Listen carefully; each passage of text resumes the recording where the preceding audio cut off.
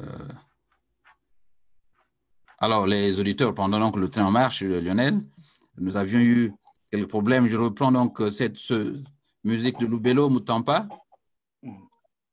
un chef-d'œuvre de Jacques Lubello.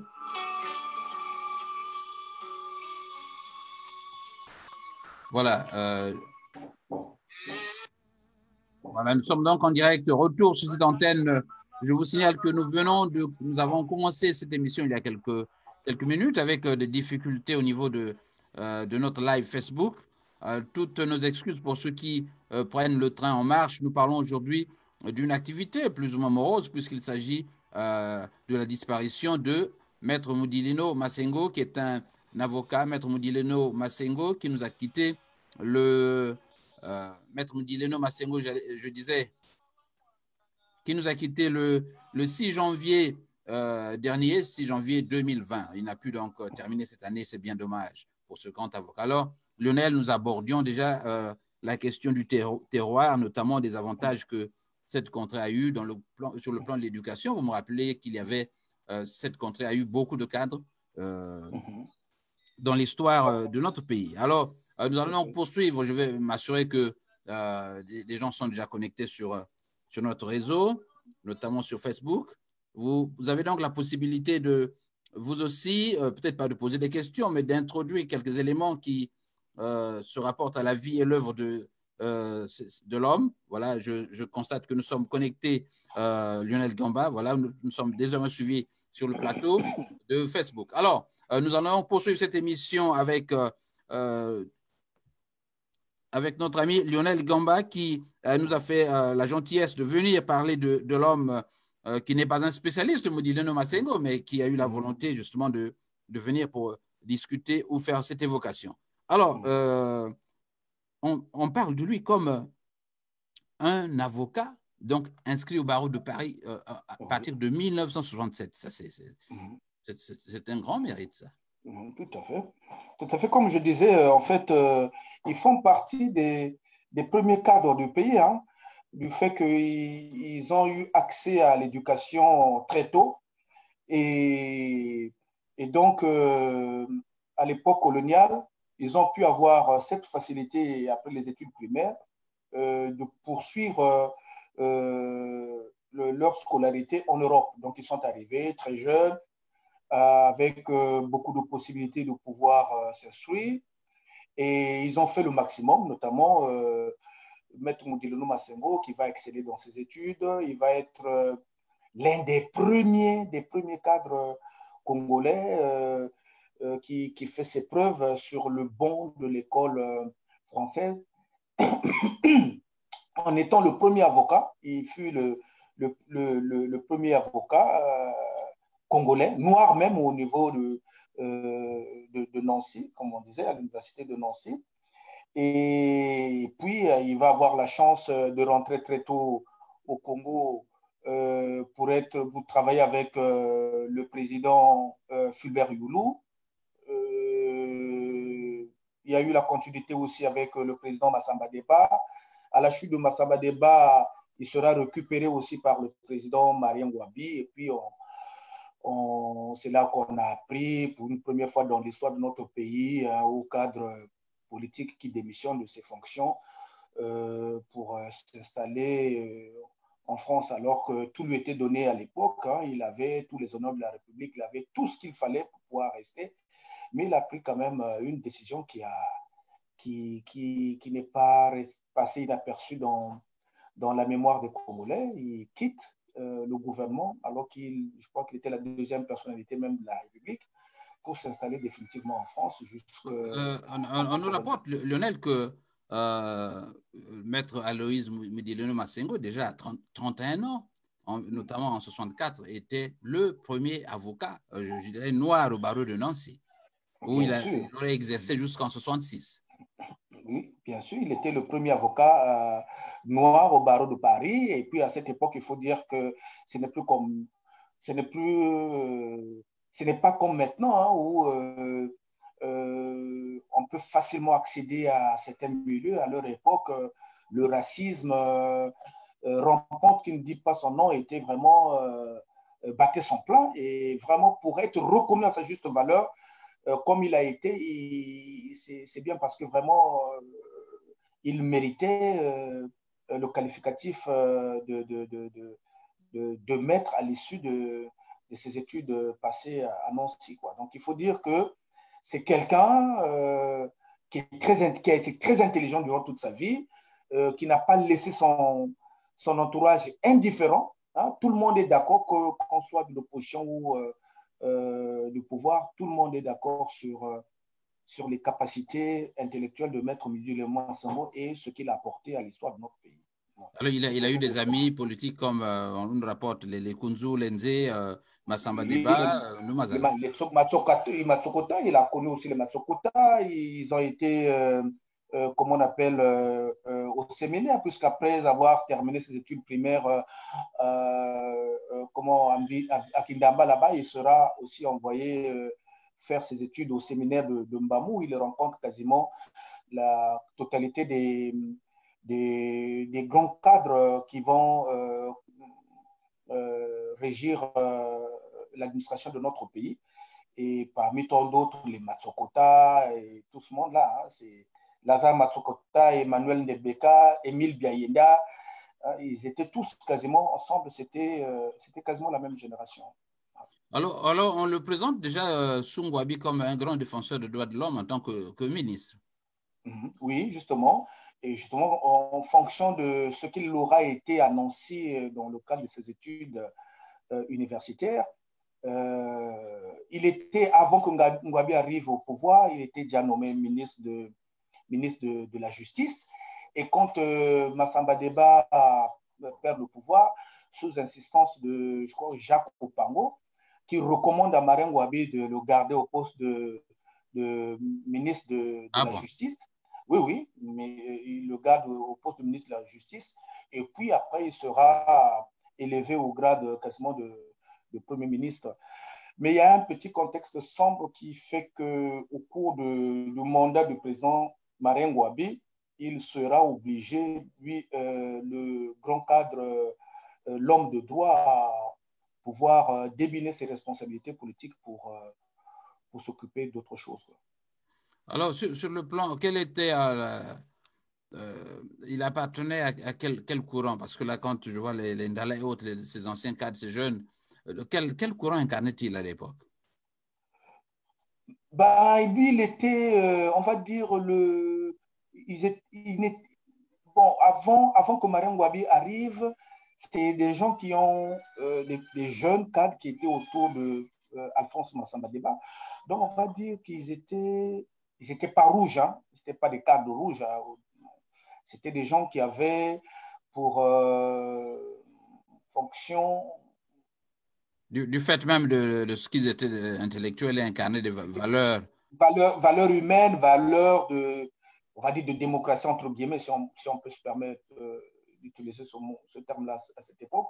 Mais il faut reconnaître que c'était des gens qui incarnaient des valeurs humaines, des valeurs de la République, d'une vraie République qui tient compte de la Constitution et des institutions de la République. On va dire que c'était des républicains, on va dire. On va dire que c'était des républicains.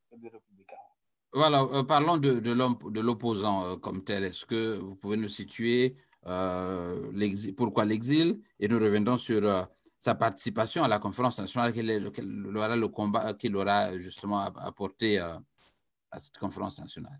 Quand Marien Ngwabi prend le pouvoir, on a tous assisté à une succession d'arrestations des cadres politiques et pour la plupart, c'était des cadres originaires du Sud et majoritairement du pôle.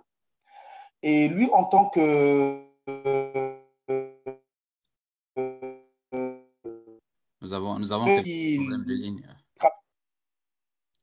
Il a travaillé avec Marien Ngwabi, donc il a dû assister, comment on appelle, au jugement des cadres de la République, dont 85% des accusés étaient originaires du pays, du pôle. Donc, disons, les gens de sa famille. Et donc, n'ayant pas supporté ces arrestations, il a préféré démissionner du temps où Marien Ngouabi était au pouvoir. Il est parti en France, il a rendu sa démission, il est resté là-bas. Jusqu'en 90, il revient à la suite de la conférence internationale. Et là, il faut dire qu'à cette époque-là, tous les Congolais avaient mis beaucoup d'espoir sur le duo Maître Moundile Masengo et le docteur Ekondi Akala. Ils ont eu des déclarations qui inspiraient confiance, qui inspiraient espoir. Et puis, on a vu ce qu'ils ont pu dire, ce qu'ils ont pu faire au niveau de la conférence nationale quant à l'animation de cet événement-là. Ben, il faut dire qu'à la fin de la conférence nationale, les gens ont été quand même un peu déçus parce que l'espoir qu'ils ont porté sur ces leaders-là n'a pas été vraiment à la hauteur des attentes, ce qui fait qu'il ne restera pas trop longtemps au Congo. Quelques mois plus tard, il va rejoindre la France, d'où il était parti, et jusqu'à la fin de ses jours. Voilà, j'ai Lionel reçu, j'aurais pu dire découvert un article de M. Wabari Mariotti sur Maître Aloïse Moudileno Masengo. Je crois qu'il a connu personnellement. Je vais vous lire quelques aspects essentiels de cet article. Adieu, Maître Aloïse Moudileno Masengo, tu as été l'un des meilleurs d'entre nous. Près de 2 ans après le décès à Saint-Ouen-l'Aumône en France de son ami et collègue juriste Alexis Gabou, Maître Aloïse Moudileno Masengo, nous a quittés le 6 janvier 2020 à Nancy, également en France. Premier avocat congolais inscrit dans un barreau français, premier avocat noir du barreau de Nancy où il exerce jusqu'en 1966, Maître Aloïse Moudileno Masengo deviendra par la suite avocat près la cour d'appel de Brazzaville. Avant d'être nommé sous le président, voilà, donc c'est ce que vous venez de dire, d'être nommé sous le président Marien Ngouabi, garde des Sceaux, ministre de la Justice du Congo en 1968. Une charge ministérielle qui lui ouvre les portes d'autres niveaux plus élevés au sein de l'appareil étatique congolais, où il en finit comme vice-président du Conseil d'État. Homme libre, Maître Aloïse Moudileno a voué sa vie entièrement à son engagement politique pour sa patrie, étant consacré intensement. Jeune étudiant en France, son discours anticolonialiste, voilà, il est incarné de ses valeurs, fait trembler. Il milite au sein de l'Association des étudiants congolais, AEC, affiliée à la Fédération des étudiants d'Afrique noire francophone. C'est le point de départ de son combat politique qui lui a donné l'occasion de côtoyer d'illustres figures africaines devenues par la suite de personnalités notables dans leur pays. La politique était pour Maître Aloïse Moudileno Masengo une passion en parallèle à son métier de juriste qui n'arrêtait de perfectionner. Et sa détermination d'exercer sans faille la politique était à ses yeux le fruit d'une éducation familiale où primaient les valeurs de travail, de responsabilité, d'altérité. Voilà, il comptait beaucoup sur l'altérité, il croyait, aurais-je pu dire, et d'humilité, ce qui a forgé sa personnalité. Des hommes politiques congolais depuis l'année de l'indépendance, Maître Aloïse Moudileno Masengo est au compte de ceux qui ont le plus incarné une haute idée du patriotisme. Il l'a vécu comme une exigence de rigueur et de vérité, une pratique sans défaillance des vertus laïques. D'où la naissance du mouvement patriotique congolais, un parti qu'il a créé avec son ami M. Ekondi Akala et qui, par endroit, a influencé les orientations de la conférence nationale en 1991 à Brazzaville. Aussi bien dans les fonctions d'État qu'il a occupées que dans sa profession d'avocat, Maître Aloïse Moudileno Masengo s'est distingué par la vivacité de son esprit, son énergie, sa patience, son accro au travail, son opiniâtreté d'habileté et le secret professionnel. Ce à quoi s'ajoute son attachement aux traditions spirituelles que partagent les Congolais. Maître Aloïse Moudileno Masengo est un de ces hommes publics qui placent leur action au service des autres dans le souci de promouvoir une société solidaire capable de rendre aux plus faibles à ceux que la vie a durement éprouvé leur dignité et leur justice. Le temps de son exil à l'étranger, Maître Aloïse Modilono Masengo était un modèle de courage, d'intelligence, d'abnégation et d'un dévouement inaltérable. Pour certains d'entre nous, Maître Aloïse Modilono Masengo était un parent, pour d'autres un ami, peut-être un frère, un compagnon fidèle. Pour la plupart, un exemple ayant placé sa vie sous le signe du combat patriotique. Voilà, je préfère m'arrêter là. Repose en paix, maître, tu laisses l'exemple impérissable des plus admirables qualités politiques. Alors, vous voyez donc cette note de Mariotti qui présente... qui le connaissait bien, on va dire, hein, qui le connaissait très bien, puisqu'ils ont nagé dans les mêmes eaux politiques. Et je pense que c'est un vibrant hommage que Mariotti rend à son collègue. Je crois que tout ce qu'il a dit, c'est vraiment que de la pure vérité. Maître Modilono Masengo était un homme constant. Je me rappelle la dernière fois que je l'ai entendu parler, c'est quand les jeunes Congolais sont allés le voir pour lui parler de la nuit de poule. Oui. Il était content, il a même félicité l'initiative. Il avait même promis être là, mais pour des raisons, je pense, de santé, n'a pas pu être là. Mais ce que nous devons retenir de l'homme, c'est ses valeurs humaines. Oui. C'est quelqu'un qui a eu le respect pour l'homme, de façon générale, la protection des droits de l'homme. Les Congolais vont retenir de ce grand homme pour avoir initié la culture du respect des droits de l'homme. Et il est resté aussi très constant dans ses valeurs, malgré qu'à un certain moment, il a été mis en mal avec les gouvernements de son pays, le gouvernement de son pays. Il a refusé de se remettre en cause, c'est-à-dire de renoncer à son combat pour faire le lit des opportunistes politiques. Il y a un moment donné, même le gouvernement de Congo-Brazzaville avait coupé, comment on appelle, son salaire d'ancien ministre du Congo.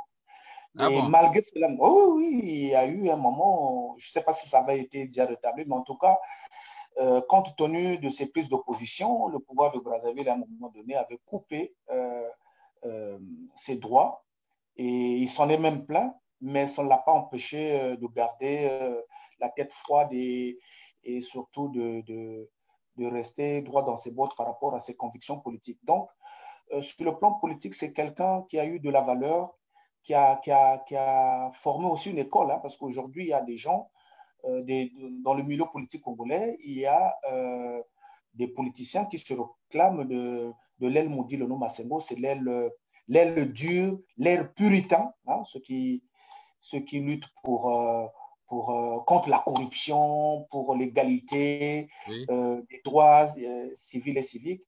Donc, c'est vraiment une perte énorme. Hein, une perte énorme. C'est quelqu'un aussi qui a beaucoup fait pour les... Comment on appelle, je discutais ce matin avec le grand frère Fernand Lubello, avec la FEONF, comment on appelle, la Fédération des étudiants d'Afrique noire française. Il a participé aussi très activement. Et donc, il a laissé que des bonnes traces, des bons souvenirs partout où il est passé. La seule période sombre de sa vie, c'est, comme je viens de le dire, hein, ce n'est pas pour l'attaquer, mais je pense que quand on parle d'une œuvre humaine, oui. Il faut oui. aussi, quelquefois, ressortir les points sombres pour être un peu honnête. Donc, oui. On va dire, je crois que son regret, ce qu'il aura regretté toute sa vie, c'est au cours de la présidence de Marien Ngouabi, toutes ces condamnations un peu arbitraires, hein, oui. À laquelle lui, en tant qu'un haut cadre du pays, a dû assister et n'a pas pu empêcher ces dérives-là. On croit, quoi, faut-il croire qu'il était, on était complice ou il n'avait pas les moyens? Ça divisait en tout cas l'intelligentsia congolaise. Il y a une partie qui pensait qu'il a été complice, il y a une autre partie qui a pensé qu'il n'avait pas le choix. Mais en ce qui me concerne, je pense que de l'intérieur, il n'avait pas le choix. Il ne pouvait Oui, pas, il parce pouvait qu'il pas aller était à là l'encontre. dans un régime militaro Il était, malien. voilà, voilà, donc il pouvait Lui, y risquer s'appuyant sur sa le vie. droit, ne pouvait peut-être pas peser. Oui, Hein, il pouvait pas peser, il pouvait pas peser. Donc je pense que c'est la raison principale même qui a fait que, en cours d'une mission d'État en France, il va démissionner de son poste pour rester définitivement en France, pour se détacher en fait de cette partie sombre-là qui ne voulait pas cautionner, quoi. Donc c'est quelqu'un qui a été droit, et c'est comme venait le dire Marotti, quand on pense à Moudilono Masengo, on pense aussi à Alexis Gabou. C'est voilà, oui. vraiment les gens qui ont marqué vraiment l'histoire politique et administrative de notre pays, quoi. C'est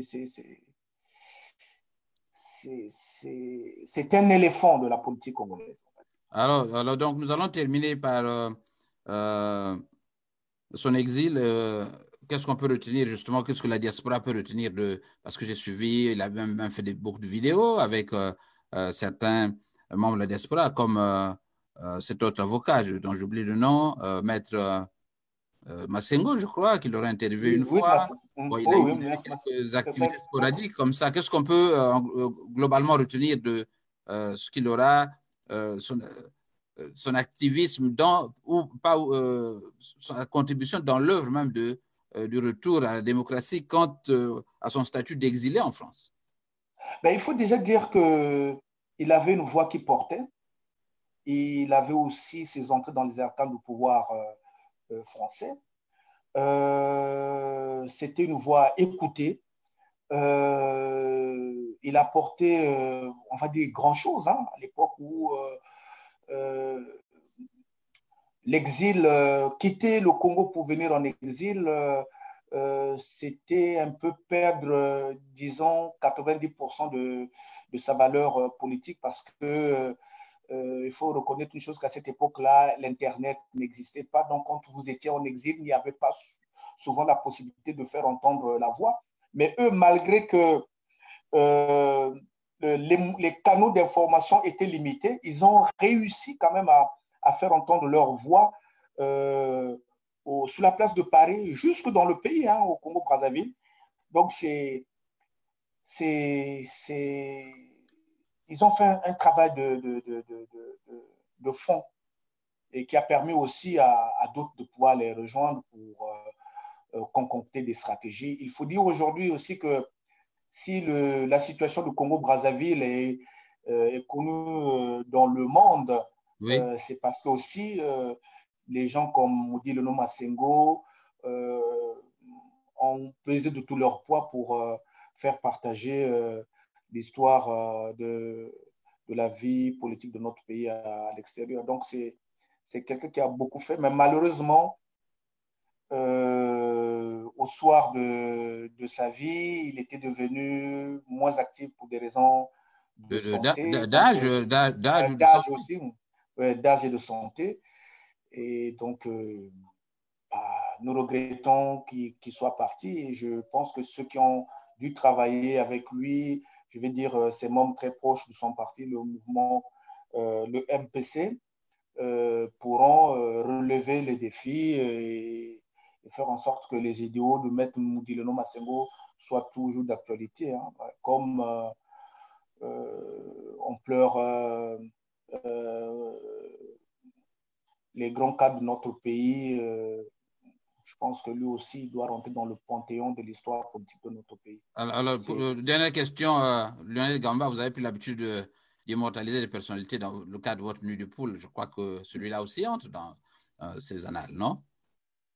Je Peut-être. pense que c'est une très bonne... Bien sûr, bien sûr, bien sûr. Je vous ai déjà dit que il avait déjà une lecture très positive de la nuit de poule. Il a même félicité l'initiative. Et je pense qu'au courant de cette année, puisque la nuit de poule 2020 va se dérouler à Bruxelles cette année, nous allons réserver une part aussi importante en mémoire de ce grand homme qui vient de nous quitter. Il faut dire qu'au-delà de ses positions, de ses prises de position politiques, il reste quand même un monument de la vie nationale congolaise et que nous avons le devoir de magnifier le travail de qualité qu'il a abattu et grâce à lui aussi, notre pays est connu dans le monde. Je demanderai aussi particulièrement comment on appelle, au gouvernement congolais de faire en sorte que le travail de Maître Moïse Lomo Senghor en tant que fonctionnaire de l'État congolais, en tant qu'intellectuel du Congo, soit reconnu à sa juste valeur et qu'on ne fasse pas preuve comment on appelle, d'égoïsme politique, de sentiments de haine qui vont de pair avec les petites guéguerres politiques. Hein. Je pense que c'est quelqu'un que nous devons mettre au-dessus de la mêlée politique et ne retenir que ce qu'il a fait de bien. Comme je dis, c'est un éléphant politique. C'était une grande école. Beaucoup ont appris à ses côtés et nous devons profiter de l'héritage culturel qu'il nous laisse. Et comme nous disons chez les Bantous, principalement les Congos, les morts ne sont pas morts. Ils rejoignent juste Mpemba, là où le soleil se lève et ne se couche jamais. Honneur et gloire à Maître Moudi Lomo Senghor, ad vitam aeternam. Mbemba, ça c'est en Lari? Mpemba, c'est le monde de mort. Oui. Mpemba, c'est le monde de mort.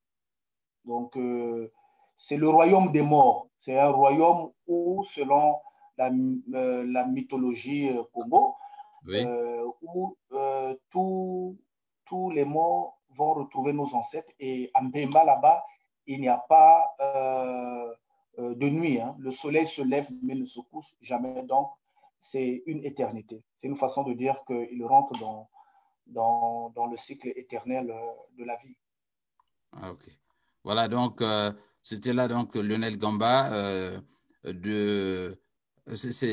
peux me rappeler le nom de ta ville, là, Lionel? De Grand-Duché du Luxembourg. Hein. Voilà, Grand-Duché du Luxembourg, voilà, qui vient de nous parler de faire une évocation sur Maître Moudileno Massengo, un grand avocat donc, qui vient de nous quitter et dont l'œuvre sera gravée dans la mémoire collective comme ayant apporté quelque chose d'important dans le cadre même de la moralisation de la vie politique. Vous l'avez entendu avec monsieur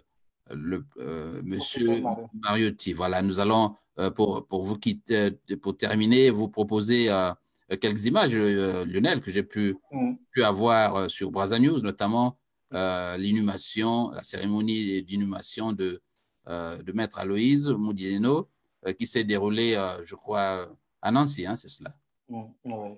Voilà, je vais voir si nous pouvons suivre ces images voilà, de l'inhumation de Maître Moudileno hier à Nancy. Voilà. Alors, nous allons donc terminer sur ces images. Merci donc à vous, Lionel, d'être venu participer à ce journal de la communauté. Et au plaisir de vous retrouver dans les tout prochains jours, Lionel. Merci Jean-Louis. Voilà, vous avez donc cette cérémonie, quelques minutes de cette cérémonie d'inhumation à Nancy avec des parents autour, des amis, bon, des gens que je ne peux pas, malheureusement, que vous pouvez identifier, hein, Lionel, sur ces images, peut-être. Nous avons la qualité des images ne nous permet pas justement de avoir une idée sur les participants. Je voulais juste ajouter pour terminer. Allez-y, vous avez le temps. Si on a permis à De Brazza de reposer à Brazzaville pour ce qu'il aurait fait pour notre pays, notamment la fondation de la ville de Alors, vous avez ça, c'est Aimé Emmanuel Yoka, je crois, celui-là, non? Je ne vois pas trop bien, moi. Celui, voilà, apparemment. Oui, allez-y. Oui, c'est lui, je pense, c'est lui. Oui. C'est lui, je pense. Oui, c'est lui, je crois. Et donc, je pense que Maître Moudileno Massengo doit se reposer au panthéon de l'histoire de notre pays et qu'il ne soit pas exclu dans les années à venir, qu'il repose aussi à Brazzaville aux côtés des grands noms de l'histoire de notre pays. Donc, je militerai pour que le corps de soit Maître transféré. soit transféré à Brazzaville et reposer en paix dans un des musées de notre pays. Voilà. Alors, y a-t-il, j'allais dire, eu des problèmes? Pourquoi ne l'a-t-on pas fait maintenant? Peut-être que vous n'avez je pense que c'est pas. Non, je crois que puisqu'il n'était pas en bonne intelligence avec le pouvoir en place, en se réclamant de l'opposition radicale. Hein. Maître Mondélé Massengo a demandé à plusieurs fois la démission du président Denis Sassou Nguesso et le retour à la démocratie sur la base de la Constitution de 1992. Je pense que ceci a empêché officiellement peut-être le gouvernement congolais à prendre corps et âme dans les funérailles de ce grand homme. Mais comme je le dis, hein, il faut qu'on fasse fi de nos querelles politiques et ne retenir que la grandeur de l'homme qu'il a été, pour lui réserver une place de choix à Brazzaville notamment, je veux dire, dans un grand musée que peut-être nous aurons à construire pour ceux qui auront œuvré pour le bonheur de notre pays. Si des Brazza a sa place à Brazzaville en foi, je pense que pour Maître Mondélé Massengo, c'est de toute légitimité qu'il repose en paix dans sa terre natale. Voilà, c'était donc le joint de la communauté avec la participation de Lionel Gamba. Lionel, merci et à la prochaine occasion, Lionel Gamba. Merci, Jean-Lewis. Voilà.